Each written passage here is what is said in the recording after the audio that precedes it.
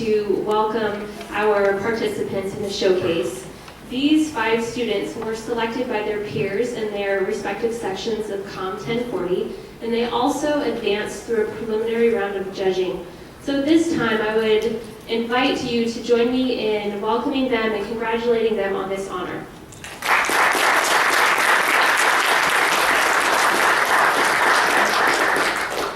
Tonight, our MC is Samantha Lewis.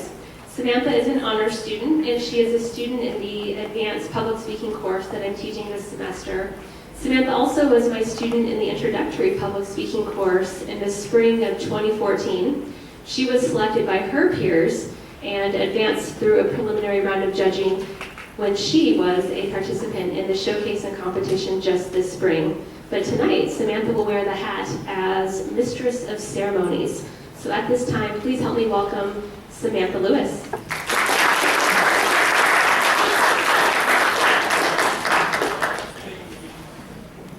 Hello, ladies and gentlemen, and welcome to the COM 1040 Oral Advocacy Showcase and Competition. Tonight, we have the pleasure of hearing from some of the greatest speakers from GW's own public communication course. Here we are, living in Washington, D.C., a powerful city with even more powerful people. Among all of the success that flows freely, effective and compelling communication seems to underlie the people that we all admire most. Incredible qualifications are commonplace on resumes, but how we learn to communicate our ideas can take us from an initial interview to behind the desk at a company that we've always dreamed to work at. More so, the associates who can speak confidently, lead meetings, and express themselves well are the ones who end up making a difference. Every job requires effective communication, which means the students that we are about to hear from have an incredible advantage. From creating quality writing to polishing their public speaking abilities, they have worked exponentially hard to improve their ability to communicate effectively. The way tonight will work is that we will briefly hear the rules from the competition from Chief Judge Barry Pyatt, and then we will hear 5 speakers from the COM 1040 class. Following each speaker, we will have a 2 to 3 question and answer period where the audience can ask questions. Finally, I will briefly interview our participants before we hear who the contestants winners are from Professor Clapp. But before we get to these much anticipated speeches, however, I would like to introduce the people who allow this event to happen, our lovely timekeeper and judges. Our timekeeper for tonight's festivity is Dr. Lilia Karamova, and for each speaker, she will hold up a green card at 7 minutes, a yellow card at 8 minutes, and a red card at 9 minutes. Speakers will be disqualified from tonight's competition if they are under 6 minutes and 30 seconds or over 9 minutes and 30 seconds. Tonight, we also have the pleasure of welcoming Dr. Eric Arneson, Associate Dean, Faculty of Affairs for Columbian College, as one of our judges. Dr. Arneson works in the History Department and focuses on the issues of race, labor, politics, and civil rights. He regularly contributes to the Chicago Tribune and is currently working on a political biography of the civil rights and labor leader, A. Philip Randolph. Next, we're pleased to welcome Dr. Clay Warren, Chair of the Department of Organizational Sciences and Communication. Dr. Warren focuses on interpersonal and health communication, philosophies of learning, and very apt for tonight's performance, he teaches persuasion. He is an esteemed interdisciplinary writer, published in multiple countries, and is also incredibly skilled in the art of public speaking. Tonight, we are also graced with the presence of Dr. Jean Miller, Assistant Professor of Communication in the Department of Organizational Sciences and Communication. In addition to teaching the introductory course and senior seminar class in communication programs here at GW, Dr. Miller has also served as the trainer for distinguished women in the DC area through the Capital Speakers classes for over 20 years. Her current research focuses on contemporary rhetorical theory and criticism, especially the rhetorical construction of cultural identities. Here tonight, we also have with us Katrina Pereira, Assistant Professor of Communications for the Department of Organizational Sciences and Communication. Dr. Pereira's research focuses on health communications with issues related to sexual communication and sexual health. Her expertise encompasses many relevant topics to tonight's performance, including media effects, communication technologies, information literacy, persuasion, and program evaluation. Doug Hench is also here with us tonight. Mr. Hent is a principal at DRH Group, a consulting team that specializes in human dynamics and organizational effectiveness. He is an International Coaching Federation credentialed coach who works to help his clients identify their strengths, set goals, and work towards them regularly. His work with business executives, managers, and individual contributors has helped him become more successful leaders. Last but not least, we have our Chief Judge, Mr. Barry Pyatt, with us tonight. Mr. Pyatt is a professional lecturer in the Department of Organizational Sciences and Communication who has recently retired from long-time tenure as a communication director on Capitol Hill. His experience in the intersection of government affairs and communicative work makes him an apt judge for tonight's showcasing competition. Tonight's competitors are listed in the program, and I will now read off the order that they will be speaking, and you can write down their order if you're interested in following along. Our first speaker tonight will be Katrina Magdalena Lindemann. Our second speaker tonight will be Amber Singh. Our third speaker tonight will be Kate Dellis. Our fourth speaker will be Mike Tilley, and our fifth speaker will be Christian Schaefer. If you are interested, you can follow along in the program and write down notes. Just a semester ago, I myself took the course with Professor Clapp and found myself appreciating the nuanced skill behind persuasion and speaking that matters. Gifted speakers don't just appear. They practice and they train and they rehearse in an effort to portray their thoughts in an effective manner. Tonight, we will see these students' nuanced skills on display. DC's power and prestige isn't changing anytime soon, but the important people in this city are.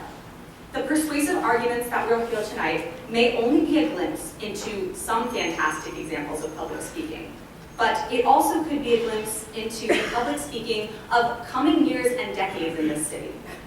DC will continue to be powerful, and the students competing tonight are a perfect example of the power of communication. We might just be listening to the next CEO, board member, or senator. Now, please welcome Chief Judge Mr. Barry Pyatt to explain the rules of the competition.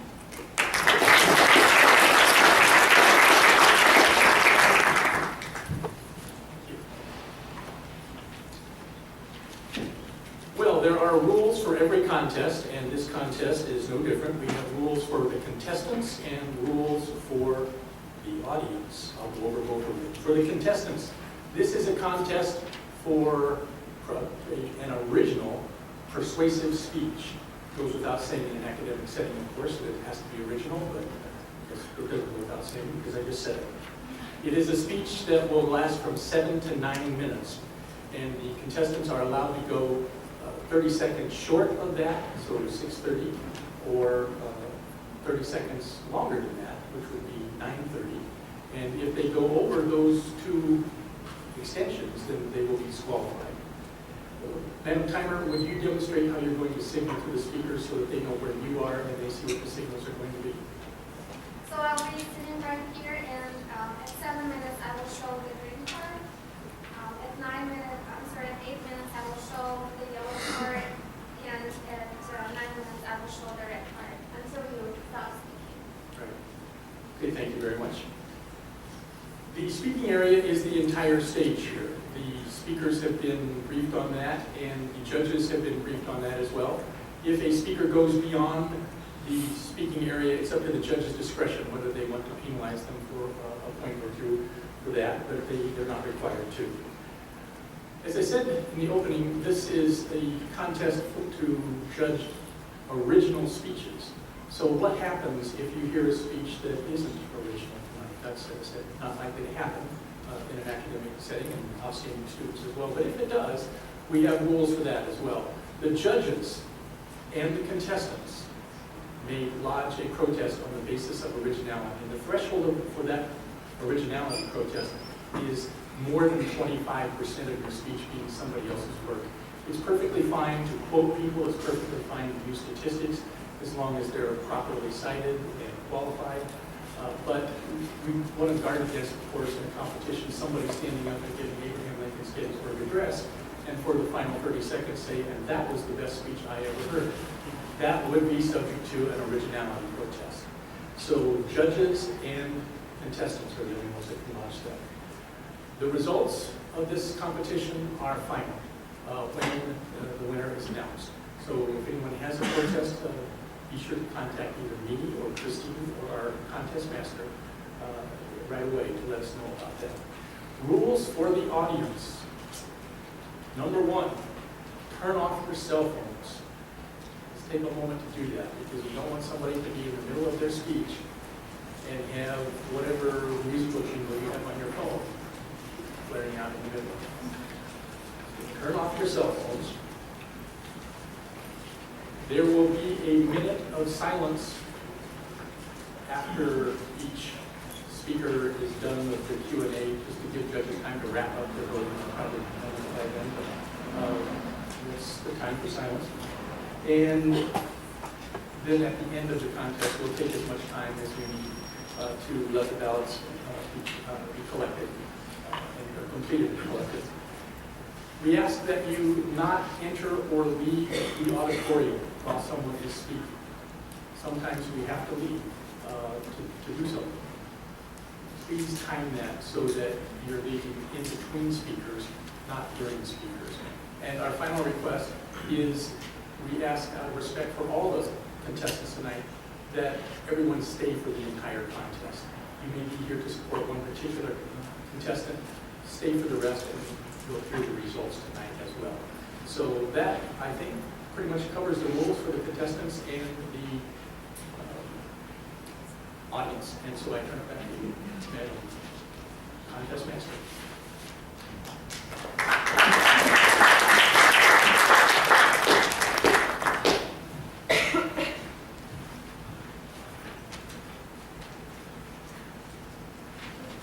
Tonight's first speaker will be Katrina Magdalena Lindman, presenting Performing Arts, A Beautiful Future in the Making. Performing Arts, A Beautiful Future in the Making, presenting Katrina Magdalena Lindman.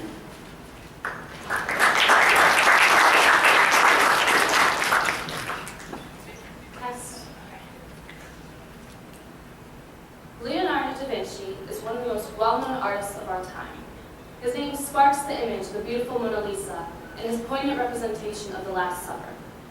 He is just as well known, however, as a man who strove for mastery in his scientific endeavors. This duality of two disciplines of life, art and science, leads to the question of how this can be introduced into our society. Let us put this duality into some perspective.